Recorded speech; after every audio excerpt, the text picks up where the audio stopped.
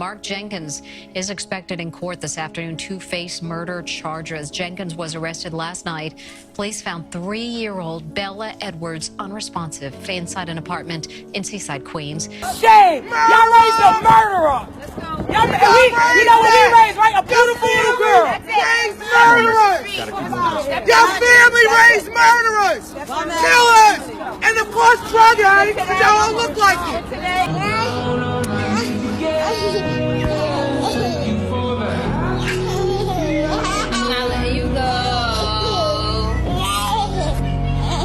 It was just after 6 p.m. on April 2nd, 2018, when a panic call came through to 911. She's not breathing.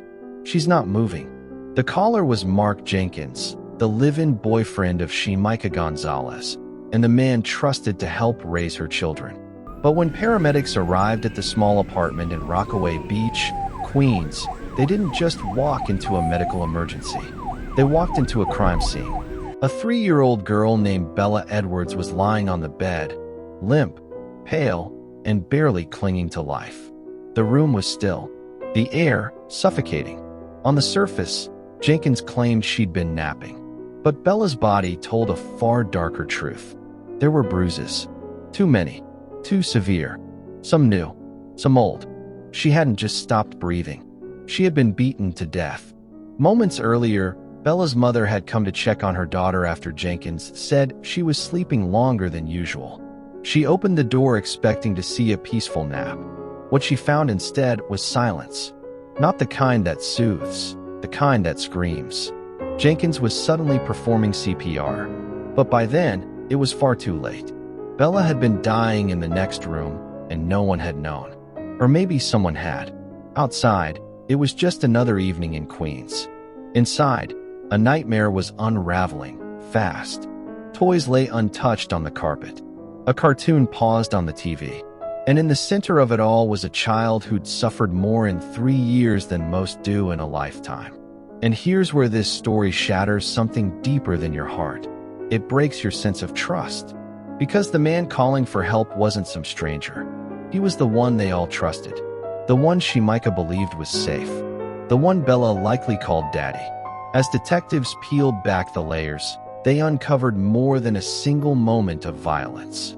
They uncovered a pattern, a timeline, a past, and what they found forced everyone to ask, how long had Bella been suffering in silence? And how did no one see it?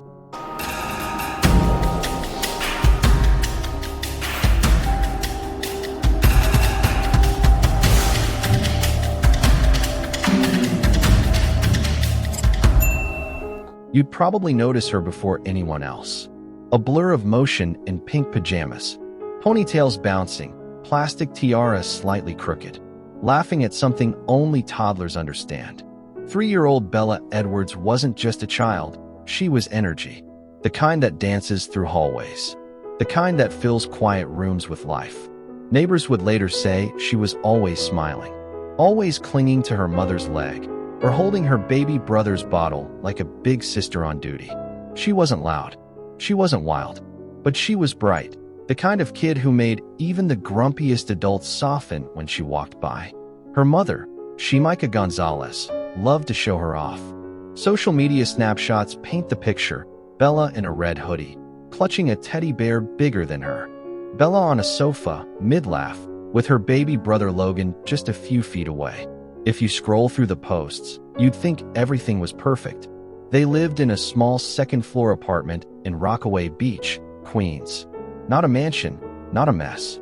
Just a working-class home, filled with baby wipes, half-finished juice boxes, and the kind of clutter only kids can create. The family wasn't flashy, but there was warmth, or at least, it looked that way. And in the background of those photos, if you looked closely, there was Mark Jenkins. He wasn't Bella's biological father, that much is clear. But he was in the pictures. Always smiling. Always close. He'd been part of their lives for years. He and Shemika had dated on and off before reconnecting sometime after Bella was born. And eventually, he moved in. On paper, they were just another blended family trying to make things work. Bella, still too young to question the structure, likely accepted him without hesitation. He helped with the baby. He tucked her in. To her, he wasn't mom's boyfriend. He was just the man who was there. At daycare, she colored rainbows and stick figures with 3 people, one big woman with curly hair, one baby in a blanket, and a tall figure with round eyes and a straight mouth. That was her world. Small, simple, safe. And that's what makes what's coming so hard to digest. Because this isn't the story of a child lost to some stranger's rage. This isn't about the dangers outside the door. This is something far more haunting. It was inside. It was close. And while Bella played, laughed, and napped, something else had already started moving beneath the surface. It started like any other Monday in Rockaway Beach, Queens. There were no warning signs in the air, no dark clouds overhead, just a mother, a grandmother, and a simple doctor's appointment on the calendar. That morning, Shemika Gonzalez and her mom stepped out of the apartment, leaving behind Bella, 3 years old, spirited, always trailing curiosity, and baby Logan, just a few months old. Watching over them was Mark Jenkins, Shemika's boyfriend, the man she was planning to marry. For Shemika, it wasn't a gamble. It wasn't a guess. She'd done this before, trusted him before, and there had never been a reason to question it. But something shifted after they left. At 2:30 p.m., surveillance cameras show Mark stepping out with Bella and the baby. He loads them into a car, and just like that, they're gone for almost 2 hours. Nobody knows where they went. No GPS logs. No phone calls. Just an empty gap in the timeline, sealed tight behind tinted windows. Then at 4:30 p.m., the cameras pick them up again. Mark pulls back into the lot. He carries the baby inside. Bella walks, but she's different. Quiet, withdrawn, her usual energy missing. From that moment on, there are no more sightings. No more glimpses from the outside. Only the silence of a second-floor apartment. No neighbors report shouting. No loud noises. No screams. But that silence, in hindsight, becomes the loudest part. Around 6 p.m., Shemika and her mother return home. They expect to hear cartoons, or maybe Bella calling out from the hallway. Instead, Mark greets them at the door and says the words that will replay in Shemika's mind for the rest of her life. She's napping. At first, it doesn't raise alarm. Bella napped. She was a toddler. But something feels off. The apartment feels too still, too quiet. So Shemika walks to the bedroom. She opens the door expecting to see her daughter curled under a blanket. Instead, she finds Bella lying on the bed, pale, motionless, not breathing. There's no sleepy stretch, no drowsy blink, only stillness. Shemika screams. The room explodes into panic. Mark rushes in, tries CPR. He grabs the phone. He calls 911. Dispatchers send emergency responders flying to the scene. But by the time they arrive, it's already slipping away. Bella is rushed to St. John's Episcopal Hospital. Doctors and nurses fight for a pulse, for breath, for a sign. But it's no use. Shortly after arrival, Bella Edwards is pronounced dead, at just 3 years old. Back at the apartment, investigators begin to ask the questions nobody wants to voice out loud. Why was Bella unresponsive after being left alone with Mark Jenkins? What happened during those 2 hours outside the apartment? And why was she suddenly napping when her mother came home? And the most chilling question of all, was Bella already dying while Mark calmly told her mother she was asleep? Those 6 hours, they weren't filled with chaos or noise. They weren't marked by a cry for help. They were quiet, routine, forgettable if you weren't looking closely. But when you rewind the clock, you don't hear screaming. You hear a countdown. And when it hits 0, all that's left is silence. At first, the story was that she never woke up from a nap. That's what Mark Jenkins told them. That Bella had simply fallen asleep and never opened her eyes again. It sounded tragic, but believable. Children get sick. Seizures happen. Accidents occur when no one is looking. But then the autopsy came back. And nothing about Bella's death was quiet. Nothing was peaceful. The medical examiner took one look at her and knew. This wasn't sudden. This wasn't medical. This was deliberate. The word used in the report was blunt force trauma to the abdomen. But that clinical phrase doesn't do justice to what they found. Her abdomen wasn't bruised. It was shredded. The force used wasn't accidental. It wasn't a push or a fall or even one strike in a moment of rage. It was repeated over and over again, targeted, violent. And what's worse, it wasn't new. As they examined Bella's body, they began to see a timeline written in bruises.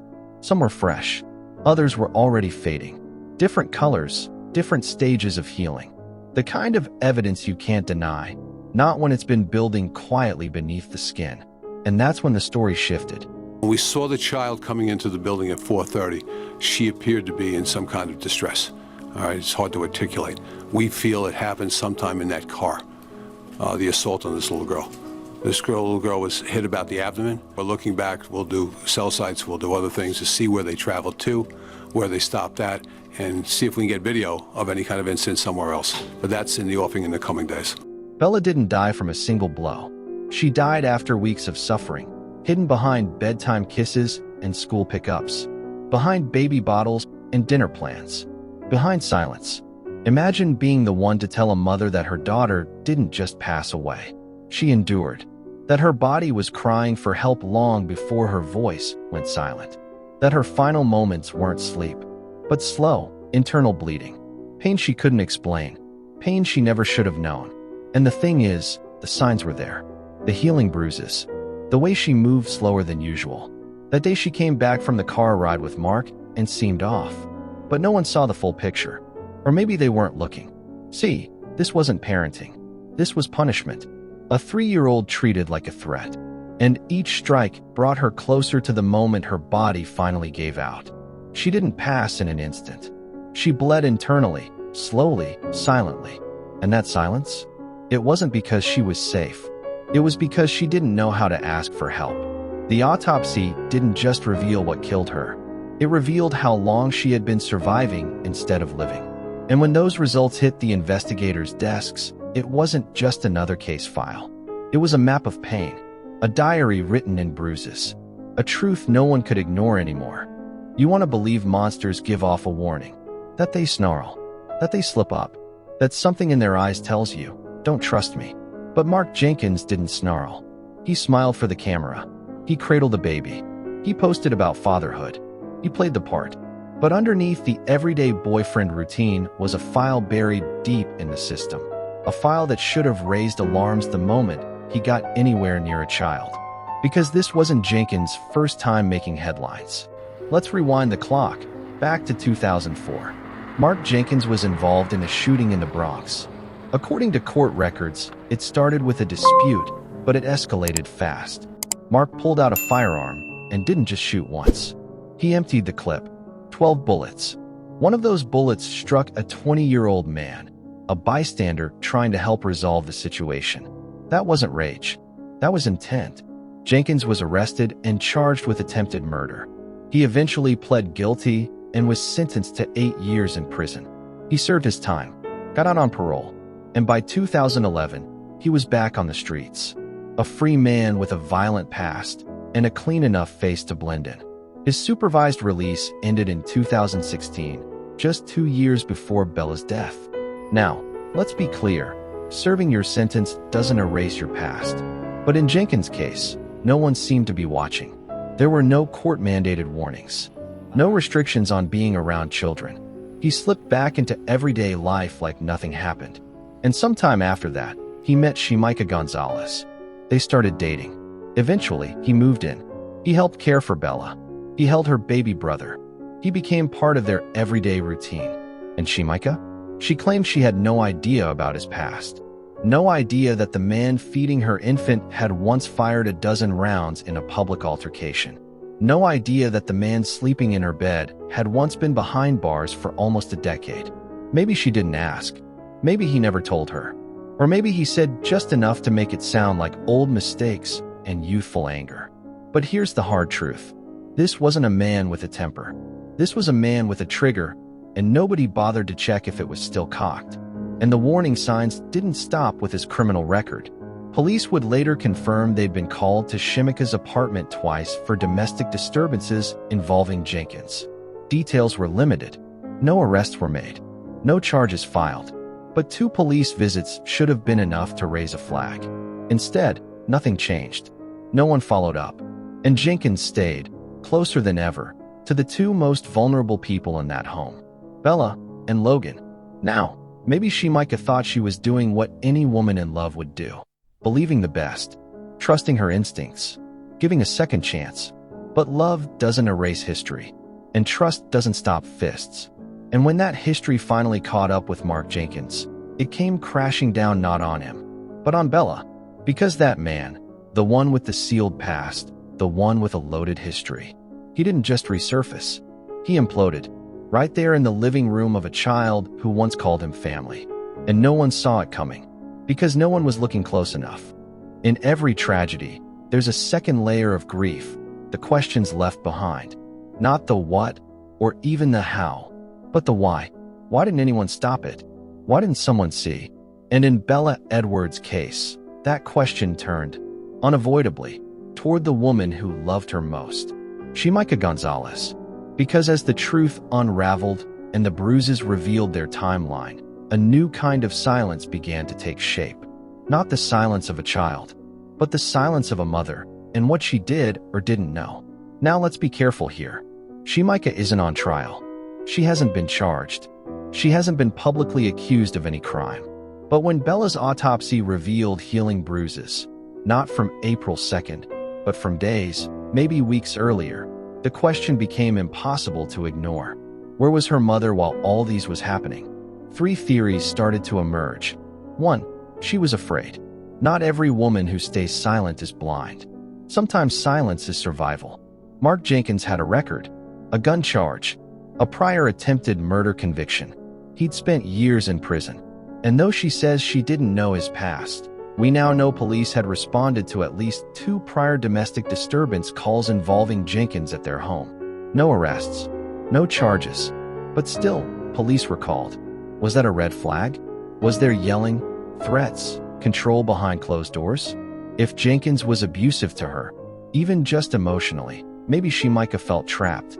Maybe she thought keeping the peace was safer than speaking out. We've seen this before. It's hard to protect your child when you're still learning how to protect yourself. Theory 2. She was in denial. Sometimes the bruises don't look like bruises. Sometimes a child says, "I fell," and you want to believe them. Sometimes you want your family to be okay so badly that you ignore the cracks forming beneath your feet. Was Shemika looking the other way? Not because she was cruel, but because the truth would have shattered the version of life she was trying so hard to hold together. It happens in thousands of households. Even good people can convince themselves that bad things aren't what they seem. And then, theory 3, the one nobody wants to say out loud, the one that hurts the most. Maybe she knew. Not everything, not the worst of it, but maybe there were signs, subtle ones. And maybe she didn't act, didn't speak, didn't want to ruin something she hoped would fix itself. Because here's the part that won't stop echoing. After Bella died, Shemika posted this on Facebook. "Bella, I'm sorry I wasn't there to protect you." Pause. Let that breathe. Then comes the follow-up question. But why weren't you? A mother's guilt is the heaviest thing in the world. And maybe that post wasn't just a goodbye. Maybe it was a confession. We'll never fully know what she saw, what she felt, what she feared. She never had no bruises. She was never sexually assaulted, and everything was from that date. And the medical examiner already cleared that up. And she was a beautiful, loving 3-year-old. I wanted to clear that up because I know everybody was saying, "Oh, she had old bruises." That never was true. Always with her mother. Yeah, if she ever had old bruises, trust me, I would not be working for the NYPD. But what we do know is that Bella didn't suffer overnight. Her body told a longer story. And someone, anyone, could have broken the silence before it was too late. And now Shemika lives with the weight of that silence. And Logan, Bella's baby brother, will grow up asking questions no child should ever have to ask. He'll see pictures. He'll hear stories. He'll visit a grave before he even learns how to write his name. He won't remember her laugh. He won't remember her voice. But he'll grow up with a hole where his sister should have been. And the only person who could have filled that gap was the one who let Mark Jenkins in. It didn't take long. Once the autopsy came in, Once investigators saw the trauma on Bella's body, the healing bruises, the devastating damage, the story fell apart. Mark Jenkins wasn't a grieving stepfather. He was a suspect. And on April 3rd, just one day after Bella died, he was arrested. Police didn't need a long manhunt. He was right there, still playing the role, still pretending he didn't know how things had gotten so bad. But when the cuffs went on, reality started to settle in. The facade cracked, and the rage that had been simmering beneath the surface, in Bella's family, in the community, in anyone who had ever seen her smile, was about to boil over. Because courtrooms aren't just places where justice is handed out. They're where grief explodes. Mark Jenkins stood there in the courtroom, flanked by guards, staring straight ahead. Blank. Expressionless. Like a man waiting for a bus, not a murder charge. No tears. No shaking. Just a heavy silence wrapped in denial. He was formally charged with second-degree murder and first-degree assault under the legal term depraved indifference. Which means he knew what he was doing, and he just didn't care. As the charges were read aloud, Bella's relatives sat in the gallery, some trembling, some holding back sobs, others not holding anything back at all. Because when you hear what was done to someone you love, when it's said out loud, in clinical language, something in you breaks. And then it hit. A voice from the back, low at first, then rising. Monster. Then another. Feed him to the wolves. Security shifted in their seats. The judge raised a hand. But it didn't matter. The courtroom had already split open. This wasn't a room of legal decorum anymore. This was a room full of people who had been holding something in and now couldn't anymore. The prosecutor didn't sugarcoat it. Bella's injuries were brutal, he said. Evidence of traumatic abuse, prolonged suffering, a deliberate pattern of violence, not a one-time mistake. Bella's family gasped. A woman collapsed into sobs. Someone screamed, "He killed a baby." And still, Mark just stood there, motionless, as if none of it had anything to do with him. Maybe that was his defense.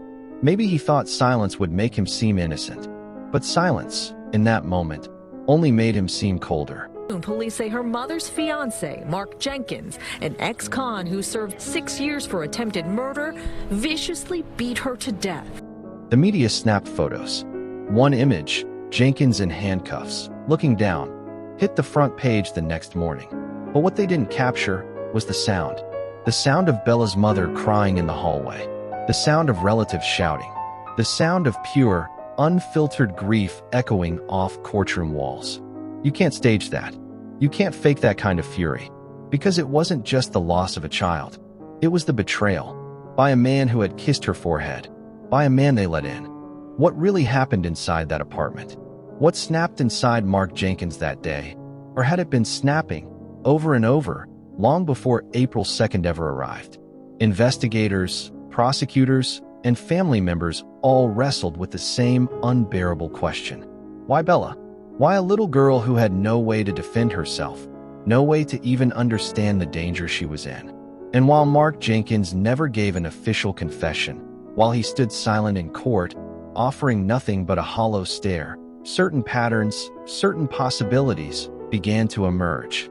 One theory pointed to jealousy. It's an ugly word, but it fits. Mark Jenkins wasn't Bella's biological father. She belonged to another man. A piece of Shemika's past that Jenkins couldn't rewrite. Meanwhile, baby Logan, the infant lying just feet away during Bella's final moments, was his. His blood, his name.